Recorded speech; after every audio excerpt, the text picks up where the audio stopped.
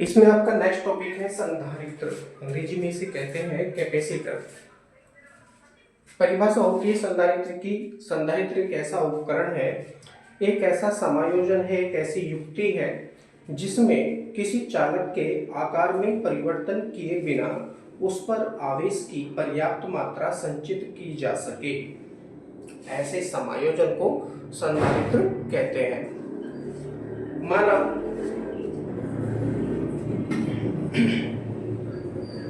माना किसी चालक को स्मॉल q आवेश देने पर उसका विभव v हो जाता है, तब उस चालक की धारिता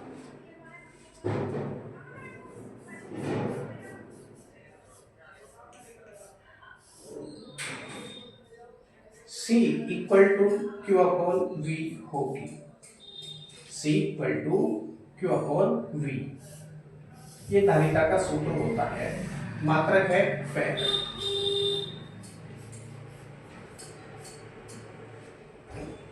इसका सीधा सा मतलब ये हो जाता है, यदि किसी चालक पर आरोपित आवेश या उस पर उत्पन्न आवेश को यदि हम बढ़ाते जाएंगे तो उसकी धारिता बढ़ती जाएगी। यदि उन दोनों प्लेटों के बीच में जिसमें कि चालक में हमने प्रयोग किए हैं, या ऐसे चालक को जिसमें कि विभव उत्पन्न होने की संभावना है या आवेश को संग्रहण करने की क्षमता होती है, उसके बिंदुओं के बीच में या दो प्लेटों के बिंदुओं के बीच में विभव को यदि कम कर दें, विभव को यदि कम कर दे जाए तो भी उसकी धारिता बढ़ जाती है।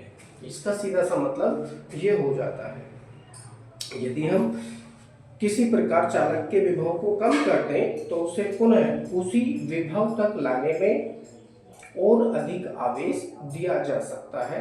इस प्रकार चालक की धारिता बढ़ जाती है। संधारित्र का सिद्धांत समझेंगे।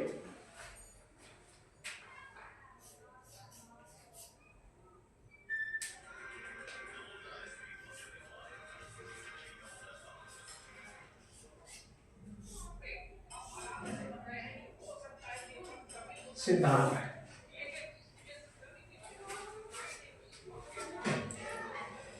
इसका सिद्धांत इस तथ्य पर आधारित है कि जब किसी आवेशित चालक के समीप एक अन्य अनावेशित चालक रख दिया जाता है तो आवेशित चालक का विभव कम हो जाता है। यदि अनावेशित चालक पृथ्वी से जोड़ दें तो आवेश और भी कम हो जाता है, विभव और भी कम हो जाता है। इसके फलस्वरूप आवेशित चालक की धारिता में पर्याप्त वृद्धि हो जाती है। अब इसको एक चित्र की सहायता से समझने का प्रयास करते हैं। इसमें एक धातु की पट्टी होती है, प्लेट होती है, जो कि वैद्युतरोधी स्टैंड पर लगी होती है। मानकर चलिए ये कोई धातु की पट्टी है।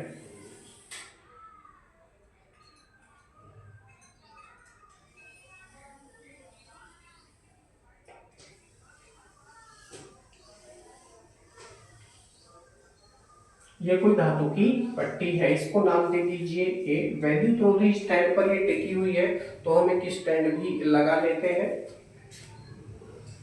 मानकर चलिए ये इसका वैद्युतरोधी स्टैंड हो जाता है, जो कि इस प्लेट को रोकने का कार्य करता है। और इसका जो सीधा सा संबंध है वो एक वायर के द्वारा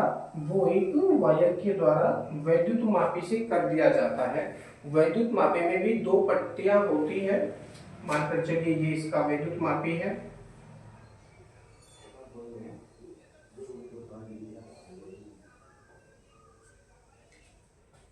ये इसका वैद्युत मापी है।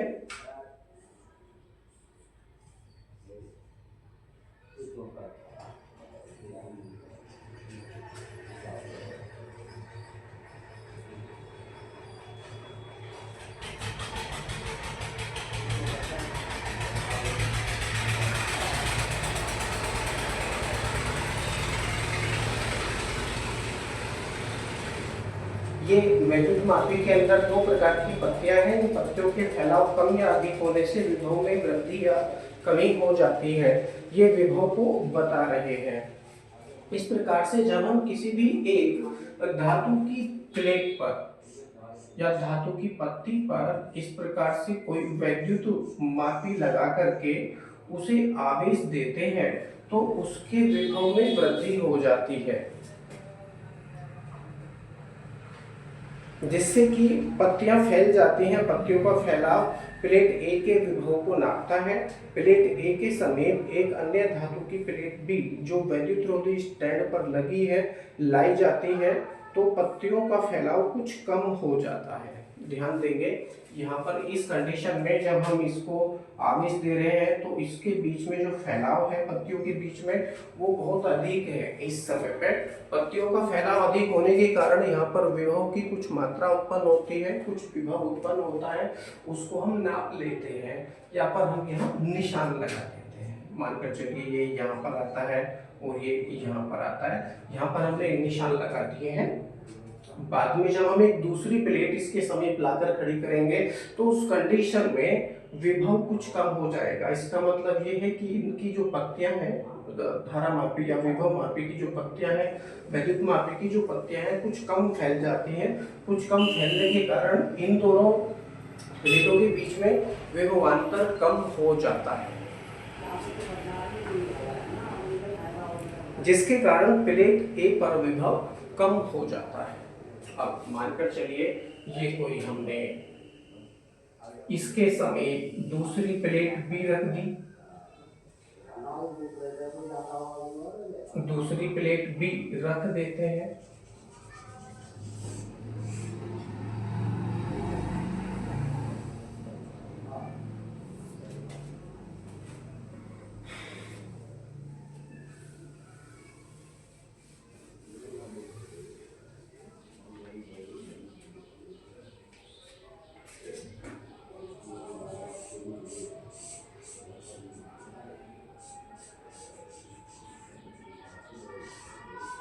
चालन द्वारा यह आवेश, क्योंकि इस पर हमने धनावेश दिया है तो ये धनावेश इसके दूसरी सतह पर फैल जाएगा, तो इसको धनावेश दिखाकर हम दर्शाएंगे। प्लस का चिन्ह लगाकर हमने इसको दर्शा दिया है। अब जब हम धातु की दूसरी प्लेट बी इसके समीप लाते हैं, प्लेट बी इसके समीप लाने से इन प्लेटों के बीच में प्रेरण के द्वारा, क्योंकि वायु है इन दोनों प्लेटों के बीच में, इस समय वायु में ये स्थित है, वायु में स्थित होने के कारण क्या रहेगा कि पहली प्लेट से जो वैद्युत बल रेखाएं हैं दूसरी प्लेट से गुजरने का प्रयास करेंगी या वहां तक पहुंचेंगे। यदि पर्याप्त दूरी पर रखी हैं तो ये वैद्युत बल रेखाएं आसानी से दूसरी प्लेट पर जा सकती हैं और उतनी ही मात्रा में जितना कि आवेश पहली प्लेट ए पर था उतनी ही मात्रा में प्लेट बी पर ऋण आवेश उत्पन्न हो जाता है। Minus minus minus minus minus minus minus. और यह प्रक्रिया कौन सी होती है? प्रेरण होती है। प्रेरण, प्रेरण द्वारा आवेश एक स्थान से दूसरे स्थान पर जा रहा है और दूसरी प्लेट पर विपरीत प्रकृति का आवेश उतनी ही मात्रा में उत्पन्न हो रहा है तो उसे हम प्रेरण कहते हैं। प्रेरण, तो यहाँ पर प्रेरण की प्रक्रिया हो रही है जिसमें कि प्लेट ए से आवेश दूसरी प्लेट बी पर जाकर उसे ऋणावेशित कर देता है। अब चालन के द्वारा इसके दूसरे सिरे पर उतना ही धन आवेश उत्पन्न हो जाता है। Plus plus plus plus plus plus. देखिए आवेश अब दो भागों में बढ़ चुका है। पहली जो प्लेट थी ए उस पर कुछ आवेश है, दूसरी प्लेट पर भी उतना ही आवेश है। आवेश दो भागों में बढ़ चुका है जिसके कारण प्लेट ए से कनेक्टेड जो धारा मापी है या करंट मापी है उसकी पत्तियों का फैलाव कुछ कम हो जाता है। पत्तियों का फैलाव कुछ कम होने के कारण हम समझ लेते हैं कि प्लेट ए का विभव पहले की अपेक्षा कुछ कम हो जाता है। सीधा सा इसका मतलब ये हो जाता है। क्यों हो जाता है जी? क्योंकि दूसरी प्लेट पर आवेश प्रेरण के द्वारा चलकर चला जाता है जिससे आवेश की कुछ मात्रा कम हो जाती है। इसके फलस्वरूप पहली प्लेट पर विभव कम हो जाता है।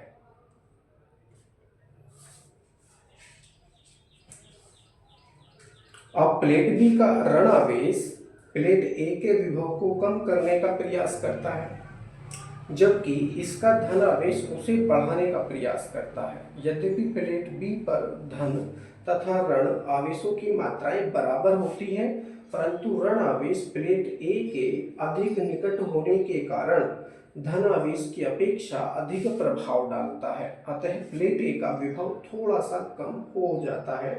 प्लेट ए को फिर उतने ही विभव तक ले जाने के लिए इसे और अधिक आवेश दिया जा सकता है। इससे स्पष्ट है कि प्लेट बी की उपस्थिति के कारण प्लेट ए की वैद्युत धारिता बढ़ जाती है।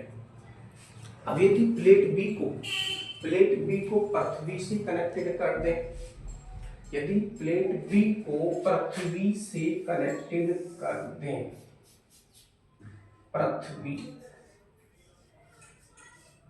पृथ्वी से कनेक्टेड करने का मतलब है सीधा सीधा अर्थिंग हम दे रहे हैं, पृथ्वी से इसको कनेक्ट कर रहे हैं। पृथ्वी से कनेक्ट करने के कारण संपूर्ण आवेश पृथ्वी में चला जाता है, संपूर्ण आवेश पृथ्वी में चला जाता है, जिससे कि पत्तियों का फैलाव और कम हो जाता है। इसमें जो पत्तियां लगी हुई हैं, इन पत्तियों का फैलाव और भी ज्यादा कम हो जाता है, अर्थात प्लेट ए का विभव और घट जाता है।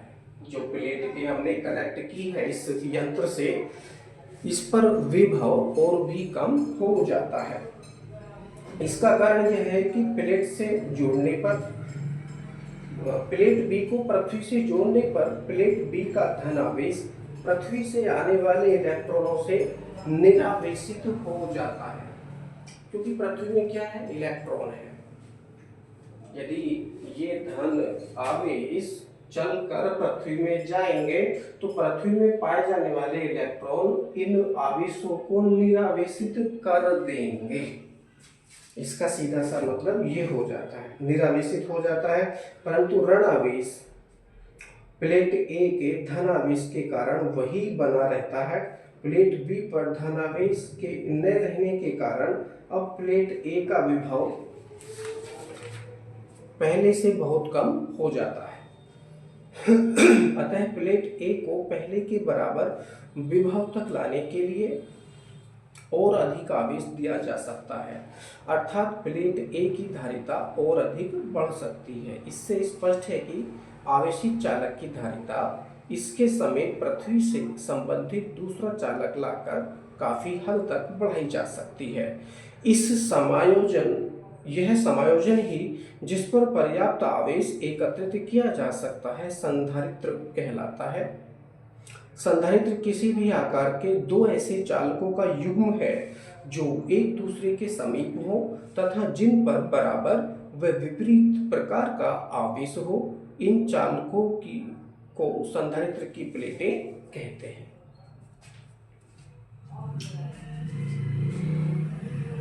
अब संधारित्र की धारिता, यदि संधारित्र की प्लेटों पर आवेश प्लस क्यू व माइनस क्यू हो तथा उनके बीच विभवांतर V हो, तब संधारित्र की धारिता C=Q/V फैराड हो जाती है।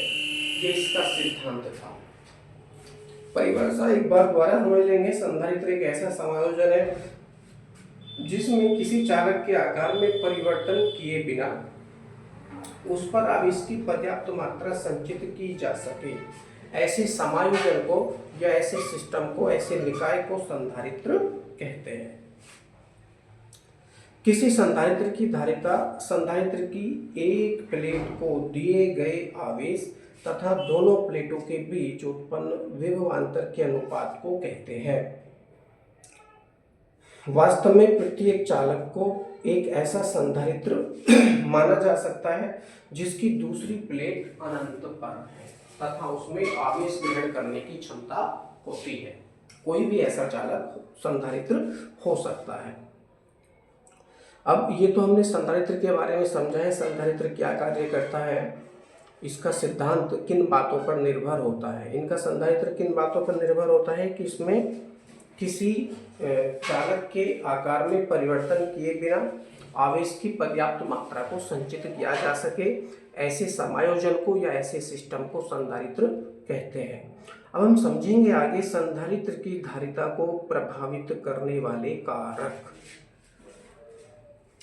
कि इसकी धारिता को किस किस प्रकार से परिवर्तित किया जा सकता है,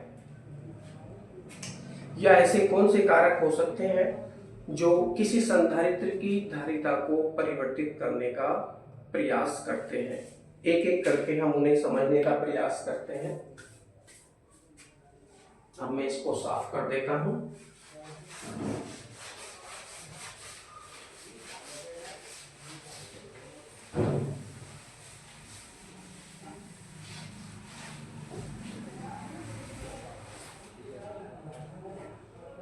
संधारित्र की धारिता को प्रभावित करने वाले कारक।